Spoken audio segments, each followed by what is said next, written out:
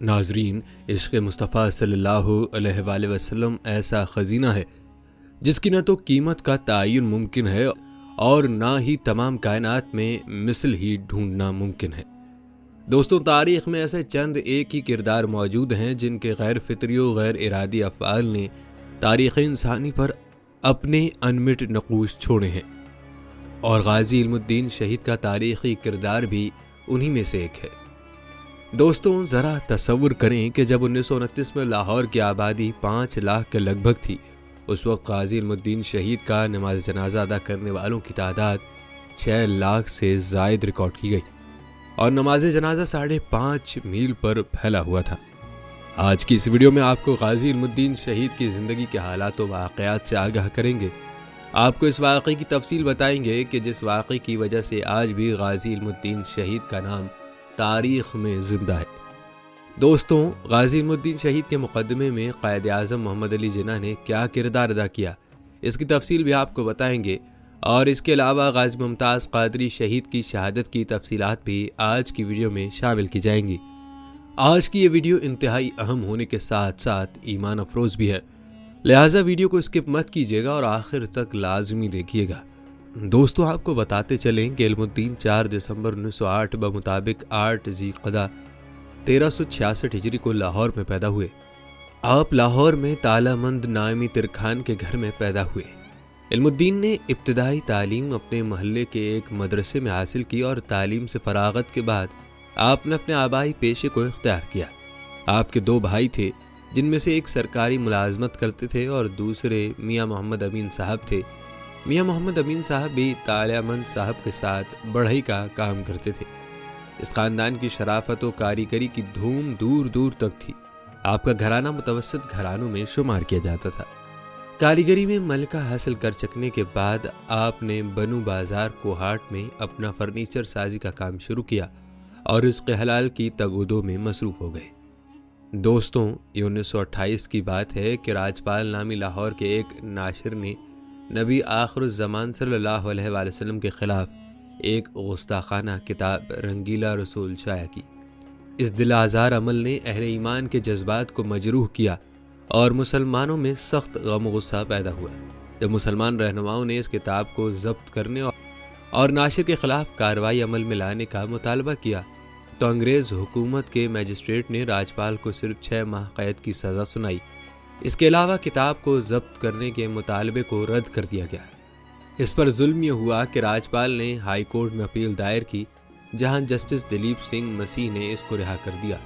اب مسلمانوں کا غم و غصہ آسمان کو چھونے لگا اور گلی گلی احتجاج شروع ہو گیا۔ بجائے اس کے کہ راجپال کو سرزنش کی جاتی، 2 سپاہی اور 1 حوالدار اس کی حفاظت پر مامور کر دیے گئے، اور ساتھ ہی ساتھ روایتی مسلم دشمنی کا مظاہرہ کرتے ہوئے انگریز حکومت نے دفعہ 144 نافذ کر کے مسلمان رہنماؤں کو گرفتار کرنا شروع کر دیا۔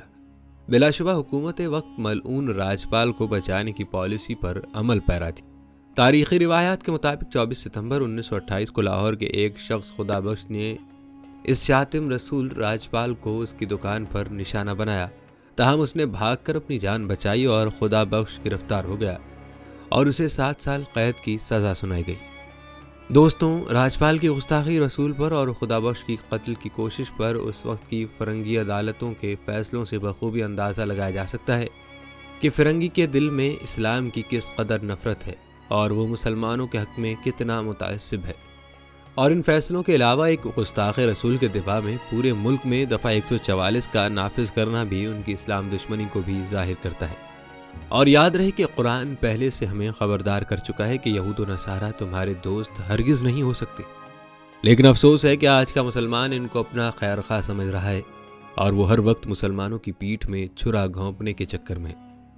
البتہ دوستوں، ہم بات کر رہے تھے 1928 کے واقعات کی۔ تاریخی روایات کے مطابق خدا بخش کی قید کے بعد افغانستان کا ایک شخص عبدالعزیز، ایک مرد مجاہد، کفن باندھ کر گھر سے نکلا۔ اس نے لاہور آ کر اس شاتم رسول کی دکان کا رخ کیا، مگر یہ بدبخت دکان میں موجود ہی نہیں تھا، اور سوامی ستیانند راجپال کا دوست اس کی جگہ موجود تھا۔ غلط فہمی میں عبدالعزیز نے سوامی ستیانند کو ہی راجپال سمجھ کر قتل کر دیا۔ عبدالعزیز کو انگریز حکومت نے گرفتار کیا اور 14 سال کی سزا سنائی۔ دوستوں، مختلف روایات اور علماء کے اقوال سے پتہ چلتا ہے کہ علم الدین ایک روز دلی دروازے پر لوگوں کا ہجوم دیکھ کر رکے۔ وہاں راجپال کے خلاف تقریریں ہو رہی تھیں۔ جس بات نے علم الدین کو سب سے زیادہ آگ بگولا کیا وہ راجپال کی نبی کریم صلی اللہ علیہ وآلہ وسلم کی شان میں گستاخی ہی تھی۔ آج کے عاشق رسول صلی اللہ علیہ وآلہ وسلم کی مانند علم الدین بھی اس بات کو برداشت نہیں کر سکا کہ کوئی اس کی محبوب ترین ہستی کی شان میں گستاخی کرے۔ یاد رہے کہ اس دور میں دلی دروازہ لاہور سیاسی سرگرمیوں کا گڑھ تھا اور تمام تحریکوں کا گڑھ بھی۔ یہاں سے جو بات کی جاتی تھی وہ ملک کے طول و عرض میں بآسانی پہنچتی تھی۔ یہاں پر ہونے والی گفتگو اپنے آپ میں ایک صنعت کی حیثیت رکھتی تھی، لیکن علم الدین اس وقت کا روشن خیال شخصیت کا مالک انسان تھا۔ اس نے جو سنا اس پر یقین نہیں کیا، بلکہ اپنے والد محترم سے تائید حاصل کی۔ اپنے دوست شیدے اور اس کے ایک دوست کی مدد سے راجپال کا حلیہ، ہسپتال روڈ پر واقع کتابوں کی دکان کا پتہ اور دیگر معلومات اکٹھی کی گئیں۔ دوستوں، علم الدین کے بارے میں یہ روایت بھی نقل کی جاتی ہے کہ یقین ہو جانے کے بعد ایک رات اس کا دل بہت بے قرار تھا، جہاں پھر ایک رات انہیں خواب میں ایک بزرگ ملے۔ انہوں نے کہا، پیارے نبی صلی اللہ علیہ وآلہ وسلم کی شان میں گستاخی ہو رہی ہے اور تم ابھی تک سو رہے ہو، اٹھو جلدی کرو۔ علم الدین بڑبڑا کر اٹھے اور سیدھے شیدے کے گھر پہنچے۔ پتہ چلا کہ شیدے کو بھی ویسا ہی خواب نظر آیا تھا۔ دونوں ہی کو بزرگ نے راجپال کو قتل کرنے کو کہا تھا۔ دونوں میں یہ بحث چلتی رہی کہ کون یہ کام کرے، کیونکہ دونوں ہی یہ کام کرنا چاہتے تھے۔ پھر قرعہ اندازی کے ذریعے دونوں نے فیصلہ کیا۔ 3 مرتبہ علم الدین کے نام کی پرچی نکلی تو شیدے کو ہار ماننی پڑی۔ یوں علم الدین ہی شاتم رسول کا فیصلہ کرنے پر مامور ہوئے۔ دوستوں، یہ روایت جس طرح منقول ہے اس طرح آپ کے گوش گزار کی گئی ہے۔ اس کی صحت میں اختلاف بھی ممکن ہو سکتا ہے، البتہ ہم اپنے موضوع کی جانب بڑھتے ہیں۔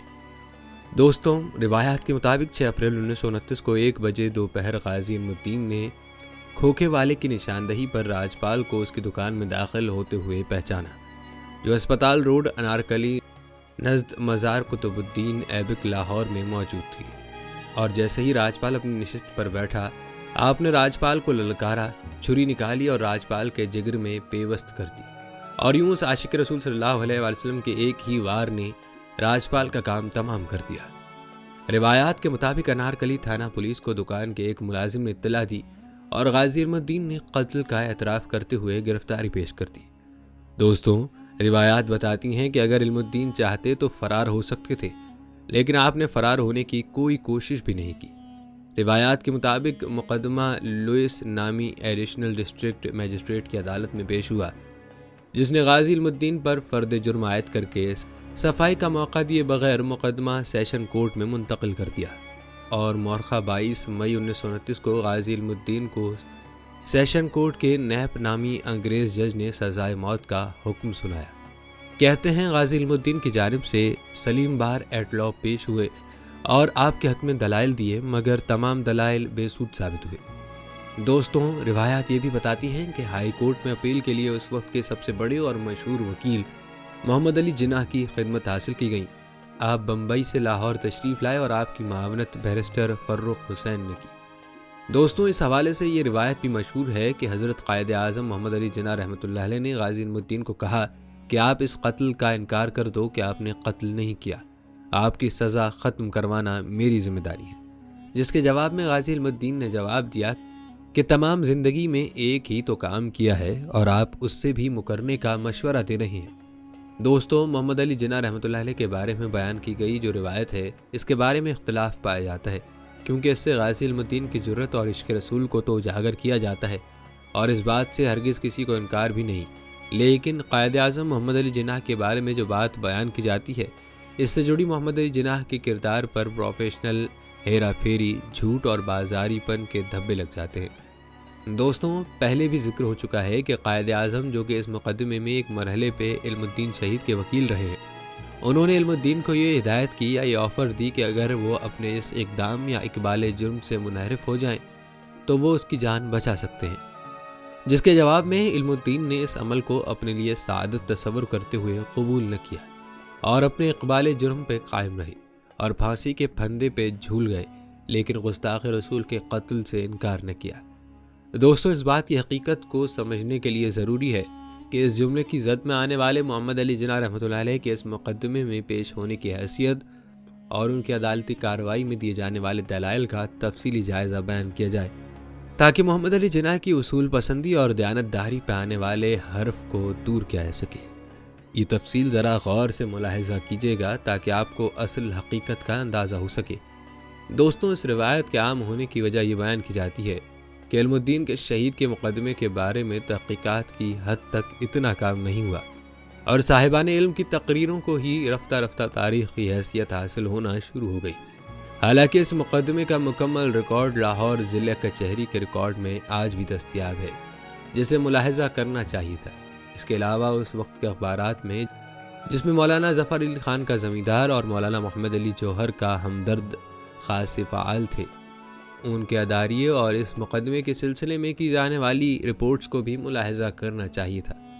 دوستوں، اگر ان تفصیلات کو ملاحظہ کیا جائے تو قائد اعظم نے غازی علم الدین کی طرف سے اس کی اپیل جو لاہور ہائی کورٹ میں دائر کی گئی تھی، صرف اس پر بحث کی تھی، اور یک بات ذہن نشین رہے کہ ہائی کورٹ کے لیول پر ملزم کو اپنا بیان تبدیل کرنے یا اس پہ نظر ثانی کا حق حاصل نہیں ہوتا، بلکہ وکلا حضرات مقدمے میں قانونی یا حقائق کے بارے میں کوئی سقم ماتحت جو عدالت کے فیصلے میں رہ جائے تو اس فیصلے کے اتنے حصے پہ بحث کرتے ہیں۔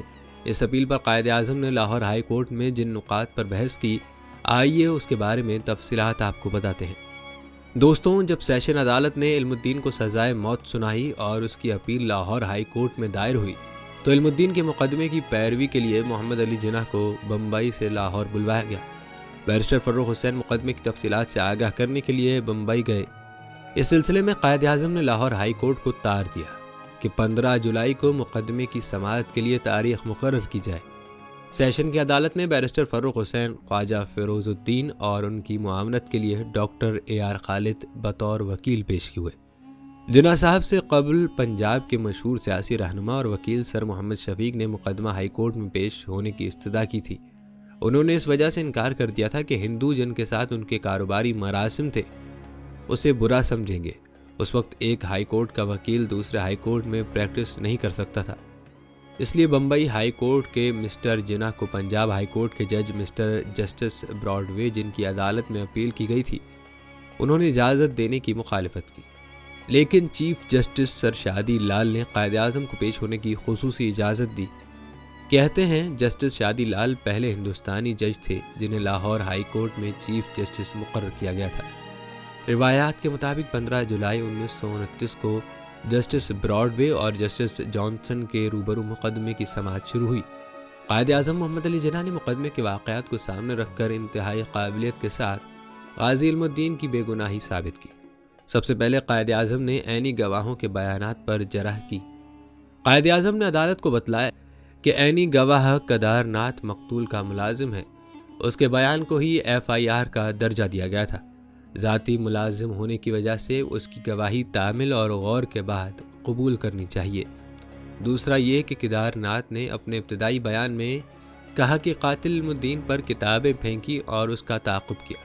کدار ناتھ نے ابتدائی بیان میں ملزم کے متعلق یہ نہیں کہا کہ اس نے گرفتاری کے بعد اقبال جرم کیا، جبکہ عدالت سیشن جج میں وہ بیان دیتا ہے کہ ملزم نے کہا ہے کہ میں نے رسول کی عزت کا بدلہ لیا ہے۔ ان حقائق کے ساتھ قائد اعظم نے یہ ثابت کیا کہ عینی گواہ نمبر 2 کدار ناتھ جھوٹا ہے۔ اسی طرح قائد اعظم نے دوسرے عینی گواہ یعنی بھگت رام کی شہادت کی کمزوریاں واضح کی۔ اس کے بعد انہوں نے وزیر چند، نائک چند اور پرمانند وغیرہ کے بیانات پر نقادانہ بحث کر کے ثابت کیا کہ کوئی بیان اصلاً قابل اعتماد نہیں، بلکہ ایسا معلوم ہوتا ہے کہ ایک خاص بیان وضع کر کے مختلف آدمیوں کو طوطے کی طرح رٹا دیا گیا ہے۔ راجپال نے ایسی کتاب چھاپی جسے عدالت عدلیہ نے بھی نفاق انگیز اور شرانگیز قرار دیا۔ ملزم نے کسی لغو اور ذلیل خواہش سے یہ ارتکاب نہیں کیا، بلکہ ایک کتاب سے غیرت کھا کر ایسا کیا۔ ایسا کرتے وقت وہ جذبات سے مغلوب تھا اور ایسی حالت میں وہ اپنے ہوش و حواس میں قرار نہیں دیا جا سکتا۔ بیرسٹر جناح نے عدالت عالیہ کے سامنے تقریر میں عدالت عالیہ سے درخواست کی کہ وہ ملزم کو اس الزام سے بری کر دے، اور کہا میں سب سے پہلے اس پولیس افسر کی شہادت کی طرف عدالت عالیہ کی توجہ مبذول کراتا ہوں جس نے بیان کیا کہ ہم ملزم سے اطلاع پاتے ہیں کہ میں نے آتما رام کباڑی سے یہ چھری خریدی ہے۔ فوراً اس کی دکان پر پہنچے پولیس نے بذات خود کوئی تفتیش نہیں کی اور صرف ملزم کے بیان پر اکتفا کیا، لیکن دفعہ 27 قانونی شہادت کی روح سے ملزم کا بیان بطور شہادت پیش نہیں ہو سکتا۔ میں چاہتا ہوں کہ جج صاحبان اس کا فیصلہ صادر کریں۔ مسٹر جسٹس براڈ وے نے کہا کہ شہادت کے قابل قبول یا ناقابل قبول ہونے کے سوال کا فیصلہ کرنا عدالت ماتحت کا کام ہے۔ مسٹر جنا نے کہا کہ آپ اس نقطے پر اب نہیں تو آخر میں فیصلہ کر سکتے ہیں۔ سلسلہ بحث جاری رکھتے ہوئے مسٹر جنا نے کہا کہ اب غور طلب امر یہ ہے کہ ملزم کو اس مقدمے میں ماخذ کرنے کی کافی وجوہ موجود ہیں یا نہیں۔ 6 اپریل کو راجپال قتل کیا گیا، لیکن سوال یہ ہے کہ جس نے راجپال کو قتل کیا وہ کون تھا؟ استغاثہ کی شہادتوں میں 2 عینی گواہوں کے بیانات ہیں۔ یہ دونوں گواہ کیدار ناتھ اور بھگت رام ہیں۔ ان عینی گواہوں کے قابل اعتماد ہونے کو پرکھنے کے لیے میں فاضل ججوں کی توجہ اس امر کی طرف مبذول کرانا چاہتا ہوں کہ یہ دونوں گواہ راجپال کے ملازم تھے۔ ان شہادتوں کے پرکھنے کا صرف یہی طریقہ ہے کہ ان کے بیانات کے اختلاف کو دیکھا جائے۔ دوستوں، روایات بتاتی ہیں کہ قائد اعظم محمد علی جناح کی اس بحث کے بعد عدالت نے سرکاری وکیل کا جواب سنے بغیر حاضرین کو باہر نکال دیا اور فیصلہ محفوظ رکھا۔ 4 بجے شام کے قریب عدالت نے فیصلہ سنایا اور اپیل نامنظور کر دی۔ دوستوں، اس ساری کارروائی سے ایک بات روز روشن کی طرح عیاں ہو جاتی ہے کہ قائد اعظم نے علم الدین شہید کے مقدمے کو انتہائی پروفیشنل انداز میں لڑا، اور مقدمے کی کسی سٹیج پر بھی انہوں نے ملزم کو غلط بیانی کا مشورہ نہیں دیا، کیونکہ ان کا پروفیشنل کیریئر دیانتداری سے لبریز تھا۔ اس لیے چاہیے کہ علم الدین شہید کی ایمانی حالت کے اظہار کے لیے قائد اعظم کے بارے میں ایسی رائے قائم کرنے سے گریز کرنا چاہیے جس سے ان کی ذاتی زندگی پہ ایسا حرف آئے جس سے ان کی کریڈیبلٹی پہ آنچ آئے۔ دوستوں، اس تذکرے سے یہ بات واضح ہوتی ہے کہ قائد اعظم کے بارے میں جو روایت نقل کی جاتی ہے اس کا حقیقت سے کوئی تعلق نہیں۔ دوستوں، بات ہو رہی تھی غازی علم الدین کی سزائے موت کی اور آپ کی شہادت کی۔ دوستوں، اس حوالے سے روایات بتاتی ہیں کہ 7 جولائی 1929 کو ہائی کورٹ نے غازی علم الدین کو سزائے موت کا حکم سنایا، اور 15 جولائی 1929 کو ہائی کورٹ کے لارجر بینچ نے بھی سیشن کورٹ کی سزا کو بحال رکھا اور غازی علم الدین کی اپیل خارج کر دی۔ کہتے ہیں اپیل خارج ہونے کی اطلاع جب غازی علم الدین کو دی گئی تو آپ رحمۃ اللہ علیہ نے فرمایا، شکر الحمدللہ، میں یہی چاہتا تھا، بزدلوں کی طرح قیدی بن کر جیل میں سڑنے کے بجائے تختہ دار پر چڑھ کر ناموس رسالت پر اپنی جان فدا کرنا میرے لیے ابدی سکون و راحت کا باعث ہے۔ آخر کار 31 اکتوبر 1929 بروز جمعرات کو میاں والی جیل میں آپ کو شہید کر دیا گیا۔ دوستوں، روایات بتاتی ہیں کہ 4 نومبر 1929 کو جسد خاکی کی حوالگی کا مطالبہ لے کر مسلمان ذمہ داران کے ایک وفد نے گورنر پنجاب سے ملاقات کی، جن میں علامہ ڈاکٹر محمد اقبال، مولانا عبدالعزیز، مولانا ظفر علی خان، سر محمد شفیع، خلیفہ شجاع، میاں امیر الدین، سر فضل حسین، مولانا غلام محی الدین قصوری اور دیگر صاحبان شامل تھے، اور یقین دلایا کہ تدفین پرامن ہونے کی ذمہ داری ہے۔ روایات کے مطابق 13 نومبر 1929 کو میجسٹریٹ مرزا مہدی حسن اور سید مراتب علی شاہ کی سربراہی میں ایک وفد میاں والی روانہ ہوا، اور 14 نومبر 1929 کو جسد خاکی وصول کیا، اور 15 نومبر 1929 کو محکمہ ریلوے نے غازی علم الدین شہید رحمۃ اللہ علیہ کا جسد خاکی لاہور چھاونی میں علامہ اقبال اور سر محمد شفیع کے حوالے کیا۔ دوستوں، روایات کے مطابق اس وقت غازی علم الدین شہید کا نماز جنازہ ادا کرنے والوں کی تعداد 6 لاکھ سے زائد ریکارڈ کی گئی، اور آپ رحمۃ اللہ علیہ کا نماز جنازہ 5.5 میل پر پھیلا ہوا تھا۔ دوستوں، آپ کو بتاتے چلیں کہ آپ کی نماز جنازہ خطیب مسجد وزیر خان قاری شمس الدین نے پڑھائی۔ سید محمد دیدار علی شاہ محدث لاہوری اور علامہ اقبال نے غازی علم الدین شہید رحمۃ اللہ علیہ کو اپنے ہاتھوں سے لحد میں اتارا۔ اس موقع پر ڈاکٹر علامہ اقبال رحمۃ اللہ علیہ نے فرمایا کہ یہ ترکھانوں کا لڑکا ہم سب پڑھے لکھوں سے بازی لے گیا۔ دوستوں، یاد رہے کہ غازی علم الدین شہید کی آخری آرام گاہ میانی صاحب قبرستان بھاولپور روڈ میں ایک نمایاں مقام پر موجود ہے۔ دوستوں، اس بات میں کوئی شک نہیں کہ تبلیغ اسلام اور اشاعت دین کے لیے کام کرنے والی ہستیوں کے اسماء گرامی بہت عزت و تکریم سے لیے جاتے ہیں اور لیے جاتے رہیں گے۔ اسی طرح خلق خدا کی فلاح و بہبود اور ملک و ملت کی ترقی کے لیے کوشاں شخصیات بھی لوگوں کے دلوں میں ہمیشہ زندہ رہتی ہیں، لیکن عظمت رسول صلی اللہ علیہ وآلہ وسلم کی سربلندی اور دین کی سرفرازی کے لیے جانوں کے نذرانے پیش کرنے والے پروانے ہمیشہ کے لیے امر ہو گئے ہیں۔ دوستوں، غازی علم الدین شہید رحمۃ اللہ علیہ، غازی مرید حسین رحمۃ اللہ علیہ، غازی عبدالقیوم رحمۃ اللہ علیہ، عامر چیمہ شہید اور ممتاز قادری رحمۃ اللہ علیہ شمع رسالت کے وہ پروانے ہیں جنہوں نے عشق رسول میں فنا ہو کر ابدی حیات حاصل کر لی۔ دوستوں، یہ سعادت ہر کسی کو نہیں ملا کرتی۔ کوئی نہیں جانتا تھا کہ علم الدین شمع رسالت پر قربان ہو کر سرور کونین حضرت محمد مصطفیٰ سے والہانہ عقیدت رکھنے والے عاشقان رسول کے لیے ایک ایسی راہ متعین کر جائے گا جسے تاریخ اسلامی میں سنہرے حروف سے لکھا جائے گا۔ دوستوں، یاد رکھیں، عظمت و ناموس و رسالت کے لیے جان کا نذرانہ دینے والے غازی علم الدین شہید جیسے عاشقان مصطفیٰ قیامت تک ایسی ہی لازوال تاریخ رقم کرتے رہیں گے تاکہ دشمنان اسلام ایسی جرت دوبارہ نہ کر سکے۔ دوستوں، ضرورت اس امر کی ہے کہ ناموس رسالت پہ جانوں کا نذرانہ پیش کرنے والے ایسے عظیم شہداء کی تاریخ کو یاد رکھا جائے اور ان شہداء کی تاریخ کو عام کیا جائے تاکہ یہ جذبہ ہمارے نوجوانوں میں زندہ رہے اور کوئی بھی گستاخی رسول صلی اللہ علیہ وآلہ وسلم کی جرت نہ کر سکے۔ دوستوں، آپ نے غازی علم الدین شہید کی شہادت اور ان کی زندگی کے حالات و واقعات اور مقدمے کی تفصیل ملاحظہ فرمائی۔ آئیے اب ذکر کرتے ہیں ماضی قریب میں پیش آنے والے واقعے کی اور آپ کو ممتاز قادری شہید کے بارے میں تفصیل بتاتے ہیں، جنہوں نے گستاخ رسول سلمان تاثیر کو جہنم واصل کر کے شہید ناموس رسالت ہونے کا شرف حاصل کیا۔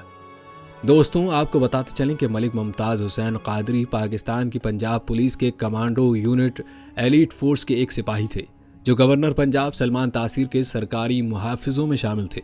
تاریخی روایات کے مطابق ملک محمد ممتاز حسین قادری کی پیدائش 1 جنوری 1985 کو راولپنڈی پاکستان میں ہوئی۔ دوستوں، ممتاز قادری کے والد ملک بشیر صاحب کا کہنا ہے کہ میں دہاڑی دار مزدور تھا اور رزق حلال کما کر گھر کے 10 افراد کا خرچ مشکل سے چلاتا تھا۔ بنیادی ضروریات بھی پوری طرح میسر نہیں تھیں۔ ملک ممتاز حسین کی ولادت کے بعد میرے بچوں کو ملازمتیں ملیں اور دن بدن گھر کی رونقوں اور خوشیوں میں اضافہ ہوتا گیا۔ میرے علاوہ شاید کوئی نہیں جانتا تھا یہ ساری بہاریں میرے صاحبزادے ممتاز کی برکت سے تھیں۔ دوستوں، ممتاز قادری کے گھر والوں کا کہنا ہے کہ وہ بچپن سے ہی خاموش مزاج تھے اور یہ عادت وقت گزرنے کے ساتھ ساتھ بڑھتی ہی چلی گئی۔ ابتدائی کلاسوں میں خود ہی اسکول کے لیے تیار ہو جاتے اور بغیر کسی کی مدد کے اپنا ہوم ورک مکمل کر لیتے۔ پاک صاف رہنے، محافل میں شریک ہونے اور نعتیں پڑھنے کا شوق تھا۔ 6ٹھی کلاس میں تھے کہ سر پر عمامہ سجانا شروع کر دیا اور 10th کلاس میں پہنچے تو بانی دعوت اسلامی مولانا محمد الیاس قادری کے مرید ہو گئے۔ مرید ہونے کے بعد دینی رجحانات میں مزید اضافہ ہو گیا اور پڑھائی کی طرف توجہ کم ہو گئی۔ کہتے ہیں ممتاز قادری نے مدرسۃ المدینہ کراچی میں داخلے کی خواہش ظاہر کی جو گھریلو حالات کی وجہ سے پوری نہیں ہو سکی۔ دوستوں، روایات بتاتی ہیں کہ ابتدا سے ہی ملک ممتاز قادری نماز، روزہ اور دیگر احکام شریعت کے پابند تھے۔ سنت رسول صلی اللہ علیہ وآلہ وسلم پر عمل کی کوشش کرتے تھے۔ علماء کی محبت اور ان کی خدمت کو باعث فخر سمجھتے تھے۔ ممتاز قادری بہترین نعت خواں تھے اور انہیں بچپن سے ہی نعت رسول مقبول پڑھنے کا شوق تھا۔ آپ نے اپنی یادداشتوں میں لکھا، 10 سال کی عمر میں جو نعت رسول مقبول صلی اللہ علیہ وآلہ وسلم ایک بار سن لیتا وہ مجھے زبانی یاد ہو جاتی، جبکہ اسکول کا انگریزی سبق مجھے 10 دن تک یاد نہیں ہوتا تھا۔ سبق یاد نہ ہونے کی صورت میں اسکول میں اساتذہ کو انگریزی نظم کے بجائے نعت رسول مقبول سنا دیتا تو ہر سزا سے بچ جاتا۔ اہل محلہ شاہد ہیں کہ ڈیوٹی سے چھٹی کے دنوں میں محلے کے بچوں کو نعت شریف اور سنتیں سکھاتے تھے، اسی لیے محلے بھر کے بچے ان سے بہت محبت کرتے تھے۔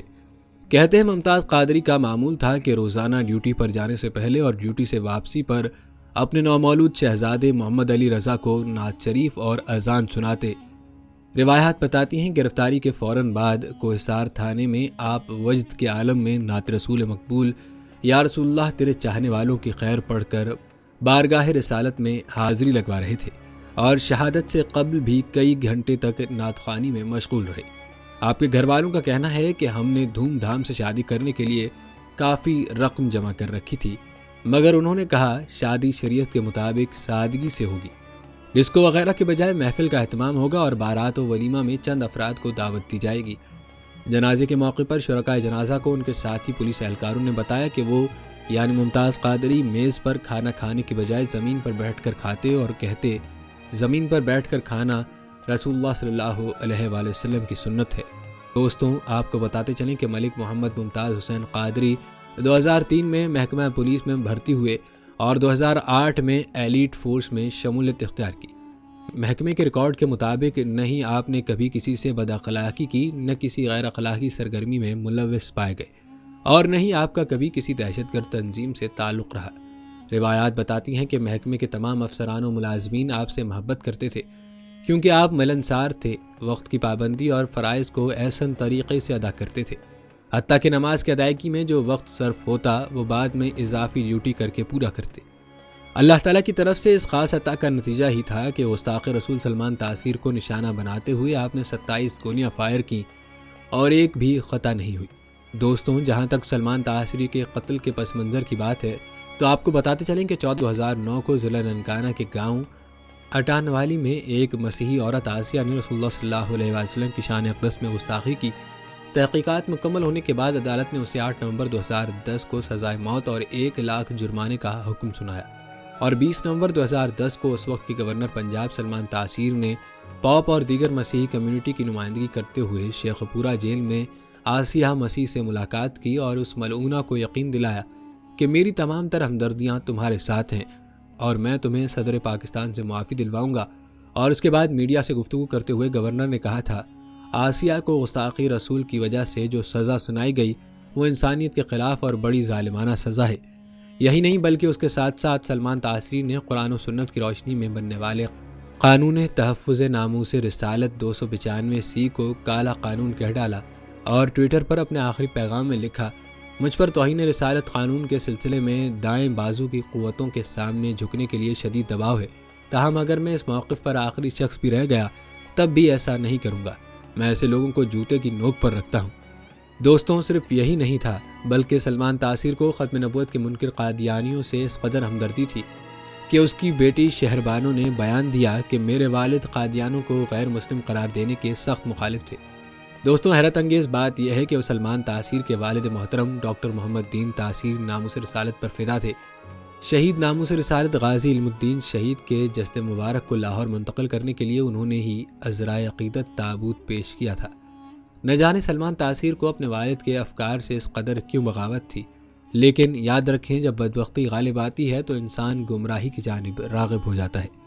دوستوں، آپ کو بتاتے چلیں کہ سلمان تاثیر کا جرم یہ تھا کہ اس نے رسول اللہ صلی اللہ علیہ وسلم کی شان اقدس میں معاذ اللہ گستاخیاں کرنے والی عورت کو عدالتی تحقیقات میں گستاخی ثابت ہونے کے بعد بے قصور اور مظلومانہ کہہ کر قانون ہاتھ میں لینے کی کوشش کی تھی اور یوں اپنے عہدے کے حلف کی خلاف ورزی کی تھی۔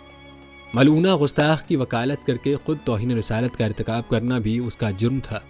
اسی طرح قرآن و سنت کی روشنی میں بننے والے قانون تحفظ ناموس رسالت کو کالا قانون قرار دینا اس سے بھی بڑا جرم تھا، اور پھر علماء کرام کو جوتی کی نوک پر رکھنا اور ختم نبوت کے منکر مرزائیوں کو مسلمان سمجھنا۔ دوستوں، یہ سب وہ امور ہیں جو اس کے قتل کا سبب بنے۔ دوستوں، یاد رکھیں، مسلمان خواہ کتنا ہی گناہ گار کیوں نہ ہو، وہ اپنے رسول صلی اللہ علیہ وسلم کی گستاخی برداشت نہیں کر سکتا۔ سلمان تاثیر کی برزہ سرائیوں سے ملک بھر میں غم و غصے کی لہر دوڑ گئی تھی۔ احتجاجی مظاہروں، ملک گیر ہڑتال اور تحریر و بیان کے ذریعے ایمانی جذبات کا اظہار کیا گیا تھا۔ 500 علماء کرام کی طرف سے فتاوی جاری کیے گئے تھے، مگر افسوس نہ تو صدر مملکت نے گورنر کو لگام دی، نہ ہی چیف جسٹس نے سو موٹو ایکشن لیا تھا، اور نہ ہی کسی دوسرے ذمہ دار کے کان پر جو رینگی تھی۔ حتیٰ کہ جب گورنر کے خلاف قانونی کارروائی کے لیے FIR کاٹنے کی درخواست دی گئی تو جواب ملا، گورنر کے خلاف کارروائی نہیں ہو سکتی کیونکہ اسے قانونی طور پر استثناء حاصل ہے۔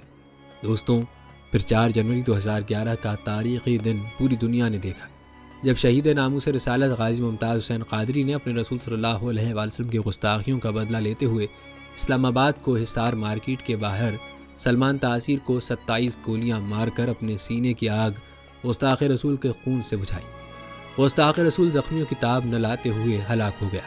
اس سانحے کا سنتے ہی پوری دنیا میں عشاق رسول صلی اللہ علیہ وسلم مسرور ہوئے، جبکہ کفر کے ایوانوں میں زلزلہ برپا ہوا اور 295C میں ترمیم کے حوالے سے پارلیمنٹ میں جمع کروائی گئی قرارداد سمیت ناموس رسالت کے خلاف اٹھنے والی تمام آوازیں تھم گئیں۔ دوستوں، یہاں پر یہ امر بھی قابل ذکر ہے کہ سلمان تاثیر کے حامیوں کی تمام تر کوششوں کے باوجود اس کا جنازہ پڑھانے کے لیے کوئی عالم دین میسر نہیں آیا تھا۔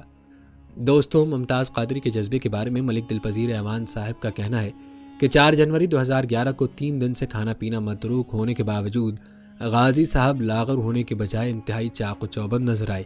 لگتا تھا وہ خود حرکت نہیں کر رہے بلکہ انہیں کوئی اور چلا رہا ہے۔ میں نے یہ پھرتی دیکھ کر پوچھا کہ کیا کوئی VIP کال آ گئی ہے؟ تو مجھے کہنے لگے کہ دل پذیر بھائی VIP نہیں VVIP کال آئی ہے، میں نے جلدی جانا ہے۔ بعد میں بھابھی سے معلوم ہوا کہ آج وہ اتنی جلدی ڈیوٹی پر چلے گئے کہ ناشتہ بھی نہیں کیا اور بیٹے کو نعت شریف بھی نہیں سنائی۔ سپہر 4:30 بجے شور مچ گیا اور ہمارے گھر مبارکبادیں دینے کے لیے آنے والوں کا ہجوم ہو گیا۔ جب ٹیلی ویژن آن کیا تو ممتاز بھائی کی ہنستی مسکراتی صورت نظر آئی۔ وہ کہہ رہے تھے گستاخ رسول کی سزا موت ہے۔ دوستوں، تاریخی روایات بتاتی ہیں کہ سلمان تاثیر کو قتل کرنے کے بعد ممتاز قادری نے فوراً گرفتاری پیش کی۔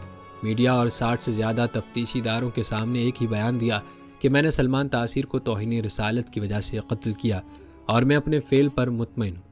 دوستوں، آپ کو بتاتے چلیں کہ راولپنڈی کے اڈیالہ جیل میں لگائی گئی زیادہ دہشت گردی کی خصوصی عدالت کے ذریعے کیس کی سماعت ہوئی تھی اور عدالتی کارروائی کی رپورٹ شائع ہوئی تھی، جس کے مطابق آپ کا بیان یہ تھا: میں سلمان تاثیر کی جانب بڑھا تب مجھے اس سے بات کرنے کا موقع ملا۔ محترم، آپ نے بحیثیت گورنر قانون تحفظ ناموس رسالت کو کالا قانون کہا ہے۔ اگر ایسا ہے تو یہ آپ کے لیے مناسب نہیں، آپ کو زیب نہیں دیتا۔ اس پر وہ اچانک چلایا اور کہنے لگا، نہ صرف وہ کالا قانون ہے بلکہ وہ میری نجاست ہے۔ بحیثیت مسلمان میں جذبات میں خود کو کنٹرول نہ رکھ سکا اور فوراً مشتعل ہو گیا۔ میں نے ٹریگر دبایا اور وہ میرے سامنے ڈھیر ہو گیا۔ مجھے کوئی پچھتاوا نہیں ہے اور میں نے یہ تحفظ ناموس رسول صلی اللہ علیہ وآلہ وسلم کے لیے کیا۔ دوستوں، آپ کو بتاتے چلیں کہ 1 اکتوبر 2011 کو دہشت گردی کی عدالت کے جج پرویز علی شاہ نے آپ کو 2 مرتبہ سزائے موت اور 2 لاکھ روپے جرمانے کی سزا سنائی اور اپنے فیصلے میں کہا کہ آپ نے جو کام کیا وہ اسلام کی روح سے ٹھیک ہے، مگر ملکی قانون کے تحت آپ کو سزا سنائی جا رہی ہے۔ مطلب یہ کہ اگر اسلامی قانون ہوتا تو عدالت آپ کو باعزت طور پر بری کر دیتی، مگر یہاں انگریز کا جاری کردہ قانون ہے، اس لیے سزا سنائی جا رہی ہے۔ روایات بتاتی ہیں کہ اس فیصلے کے خلاف بھی سپریم کورٹ میں اپیل دائر کی گئی تھی، جہاں جسٹس ریٹائرڈ خواجہ محمد شریف، سابق chief justice Lahore high court اور جسٹس ریٹائرڈ نذیر اختر نے قرآن و سنت کی روشنی میں ممتاز قادری کے حق میں زبردست دلائل پیش کیے، مگر کسی کے دباؤ پر آصف کھوسہ کی سربراہی میں بینچ نے دلائل رد کیے بغیر 7 اکتوبر 2015 کو اپنا فیصلہ سناتے ہوئے سزائے موت ختم کرنے کے بجائے دہشت گردی عدالت کا فیصلہ بحال کر دیا۔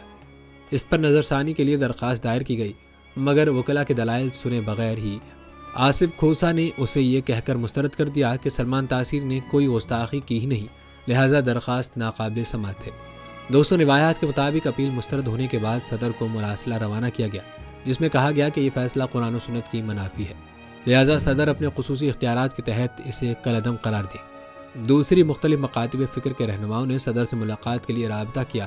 ڈاکٹر محمد اشرف آصف جلالی، شیخ الحدیث علامہ حافظ خادم حسین رضوی اور دیگر اکابرین اہل سنت و جماعت نے تحریک رہائی ممتاز حسین قادری کے تحت عدالتی فیصلے کے خلاف احتجاجی تحریک چلائی، مگر افسوس بے اہمیت وزیر اعظم کی ایڈوائس پر ضمیر فروش صدر نے عوام کے ایمانی جذبات کا قتل عام کرتے ہوئے مراسلے کو مسترد کر دیا۔ دوستوں، یاد رہے کہ ایسے فیصلوں کے لیے حقیقی جذبہ ایمانی کی ضرورت ہوا کرتی ہے، جو ہر کسی کے پاس نہیں ہوتا، اور ہمارے حکمرانوں کی بات کی جائے تو اللہ ماشاءاللہ اس بارے میں ہر کوئی جانتا ہے کہ وہ کس کو خوش کرنے کے چکر میں ہوتے ہیں، اور یہی ممتاز قادری شہید کے کیس میں ہوا کہ ججوں نے اور پھر حکومت وقت نے جو فیصلہ کیا اس میں حقائق کو نہیں دیکھا بلکہ خفیہ طاقتوں کی خوشی کو دیکھ کر فیصلہ کیا۔ دوستوں، یاد رکھیں ممتاز قادری کے بارے میں عدالتی فیصلہ قرآن و سنت، تاریخ اسلام اور نظریہ پاکستان کے متصادم تھا، لیکن اس کے باوجود اقتدار میں موجود کسی کو یہ توفیق نہیں ہوئی کہ وہ اس فیصلے کو غلط قرار دیتا۔ اللہ تعالیٰ سے دعا ہے کہ اللہ تعالیٰ ہمارے ملک کی حفاظت فرمائے۔ دوستوں، اگر ممتاز قادری کی مقبولیت کی بات کی جائے تو ارشاد باری تعالیٰ ہے، جو لوگ ایمان لائے اور اچھے اعمال کیے اللہ تعالیٰ انہیں اپنا محبوب بنائے گا اور اپنے بندوں کے دلوں میں ان کی محبت ڈال دے گا۔ اس وعدہ الہیہ کے مطابق 4 جنوری 2011 کے بعد ممتاز قادری کو بے حد مقبولیت حاصل ہوئی اور عشاق رسول آپ سے محبت کرتے ہیں۔ دوستوں، پوری دنیا نے یہ مناظر دیکھے تھے کہ عدالت میں پہلی پیشی کے موقع پر وکلاء نے ان کا زبردست استقبال کیا تھا اور کئی من پھول نچھاور کیے تھے، جس سے بوکھلا کر حکومت نے فیصلہ کیا کہ ممتاز حسین قادری کیس کا ٹرائل خصوصی عدالت کے ذریعے جیل میں ہی ہوگا۔ اور آپ کو یہ بھی بتاتے چلیں کہ لاکھوں روپے فیس لینے والے سینکڑوں وکلاء نے ان کا کیس مفت لڑنے کی پیشکش کی تھی۔ دوستوں، روایات بتاتی ہیں کہ جب آپ جیل پہنچے تو ہزاروں قیدیوں نے غلامی رسول میں موت بھی قبول ہے کہ نعروں سے استقبال کیا اور گلے میں ہار بھی ڈالے۔ دوستوں، ممتاز قادری کی شہادت پر دنیا بھر کے مسلمانوں کی افسردگی اور ملک و بیرون ملک سے جنازے میں لاکھوں افراد کی شرکت آپ کی مقبولیت کا منہ بولتا ثبوت ہے۔ تاریخ میں یہ بات بھی ہمیشہ یاد رکھی جائے گی کہ عوامی رد عمل کے خوف سے ممتاز قادری کو شہید کرنے کا منصوبہ مکمل طور پر خفیہ رکھا گیا تھا۔ رات کو ممتاز قادری معمول کے مطابق آرام کر رہے تھے کہ نیند سے بیدار کر کے بتایا گیا کہ صبح آپ کو پھانسی دی جائے گی۔ آپ نے سفید لباس زیب تن کیا اور واسکٹ پہنی جس پر پاکستانی پرچم کا بیج آویزہ تھا۔ ادھر پولیس کی گاڑی آپ کے گھر کے باہر پہنچی اور اہل خانہ سے کہا کہ غازی صاحب کی طبیعت خراب ہے، خیریت دریافت کرنے کے لیے آئیں۔ اہل خانہ کی آمد پر آپ نے انہیں نہایت اطمینان کے ساتھ جھوم جھوم کر دیر تک نعتیں سنائیں اور آپ نے اہل خانہ سے یہ کہا، تمہاری خواہش تھی کہ میں رہا ہو جاؤں اور میری خواہش تھی کہ میں بارگاہ رسالت میں حاضر ہو جاؤں۔ اللہ اور اس کے رسول صلی اللہ علیہ وآلہ وسلم نے میری التجا کو قبول فرمایا ہے۔ دوستوں، روایات بتاتی ہیں کہ آپ کو شہید کرنے کے لیے 4 بجے کا وقت طے تھا۔ اہل خانہ سے ملاقات کے بعد آپ نے آب زمزم اور اجوا کھجوروں سے سحری کر کے روزہ رکھا، نماز تہجد ادا کی اور وقت مقرر سے قبل ہی پھانسی گھاٹ کی طرف جانے لگے۔ کہا جاتا ہے کہ آپ نے جیل حکام سے کہا، بوقت شہادت میں سر پر امامہ باندھے رکھوں گا، میرے چہرے پر کالا کپڑا بھی نہیں ڈالا جائے گا اور میں پھندا اپنے ہاتھوں سے گلے میں ڈالوں گا۔ چنانچہ آپ کی خواہش پوری کی گئی تھی۔ یوں آپ 29 فروری 2016 بروز سوموار صبح 4 بجے نعرہ تکبیر و رسالت لگاتے ہوئے بارگاہ رسالت میں حاضر ہو گئے اور شہادت کے دوسرے دن 1 مارچ 2016 بروز منگل لیاقت باغ راولپنڈی میں لاکھوں عاشقان رسول اور مختلف مکاتب فکر کے افراد نے شیخ الحدیث سید حسین دین شاہ صاحب کی ابتدا میں ممتاز قادری کی نماز جنازہ ادا کی تھی اور حکومت کی بھرپور مذمت کرتے ہوئے اشکبار آنکھوں کے ساتھ پرامن طریقے سے منتشر ہو گئے تھے۔ دوستوں، روایات کے مطابق جنازے کی ادائیگی کے بعد آپ کو اسلام آباد کے نواح میں بہارا کہو کے قریب آپ کے آبائی گاؤں اٹھال میں 50,000 سے زائد افراد نے گلپاشی کرتے ہوئے لحد میں اتارا تھا۔ اللہ تعالیٰ سے دعا ہے کہ اللہ تعالیٰ ان حضرات کی قربانیوں کو اپنی بارگاہ میں قبول فرمائے اور ہمیں بھی نبی کریم صلی اللہ علیہ وآلہ وسلم کی سچی محبت نصیب فرمائے اور ہمیں نبی کریم صلی اللہ علیہ وآلہ وسلم کی مکمل پیروی کرنے والا بنائے، آمین یا رب العالمین۔ دوستوں، یہ تھی ہماری آج کی ویڈیو۔ کمنٹ سیکشن میں اپنی رائے کا اظہار ضرور کریں اور بتائیں کہ آپ اگلی ویڈیو کون سے اسلامک ٹاپک پر دیکھنا چاہتے ہیں۔ ہماری ویڈیو کو لائک کریں اور چینل کو سبسکرائب کرنا مت بھولیے گا۔ ملتے ہیں اگلی ویڈیو میں، تب تک کے لیے اللہ نگہبان۔